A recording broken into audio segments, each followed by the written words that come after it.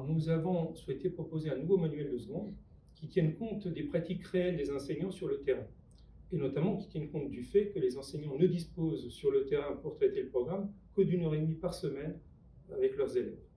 Nous avons donc imaginé un manuel qui permette d'aborder l'ensemble des contenus et de faire découvrir aux élèves la richesse des sciences économiques et sociales, la richesse de l'économie, de la science politique, de la sociologie, et de le faire avec l'horaire prévu. Donc, nous avons pensé à un manuel qui comporterait en une double page la possibilité de traiter un objectif entier d'apprentissage, en une simple double page, mais en respectant évidemment la liberté pédagogique des enseignants, c'est-à-dire en proposant pour chaque page le choix entre deux documents et avec le contrat passé avec l'enseignant, consistant à lui dire qu'en traitant simplement deux documents, il peut traiter convenablement l'objectif d'apprentissage assigné, convenablement, c'est-à-dire de manière satisfaisante d'un point de vue pédagogique et intellectuel pour lui et pour les élèves. Évidemment, cela suppose de choisir les activités et les documents de la manière la plus efficace et pertinente possible, et c'est le défi qui a été relevé par nos auteurs.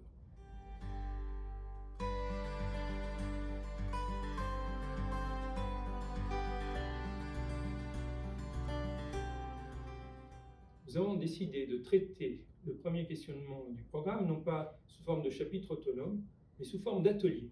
Ateliers que nous mettons dans le contexte des chapitres d'économie, de sociologie et de sciences politiques. Nous pensons qu'un traitement contextualisé permettra aux élèves de mieux s'approprier des contenus qui seraient autrement peut-être un peu trop théoriques ou abstraits. Pensons que les élèves, à la suite du chapitre d'économie, pourront davantage s'approprier la démarche de l'économiste dans le cadre de l'atelier de l'économiste. Même chose, ils s'approprieront davantage la démarche du sociologue dans le cadre d'un atelier du sociologue accolé à un chapitre de sociologie. Nous avons d'ailleurs demandé à des sociologues, économistes et politistes de nous présenter leur démarche pour que les élèves puissent davantage les comprendre et se les approprier.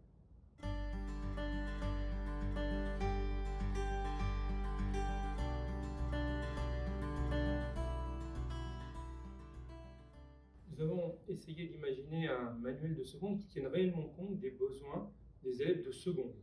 C'est pour ça que nous avons par exemple imaginé des fiches méthodes qui traitent les différents objectifs, notamment relatifs aux données quantitatives, de manière à tenir compte des possibles difficultés en mathématiques des élèves et en présentant donc des traitements qui permettent de comprendre le sens des activités au-delà des mathématiques pour elles-mêmes.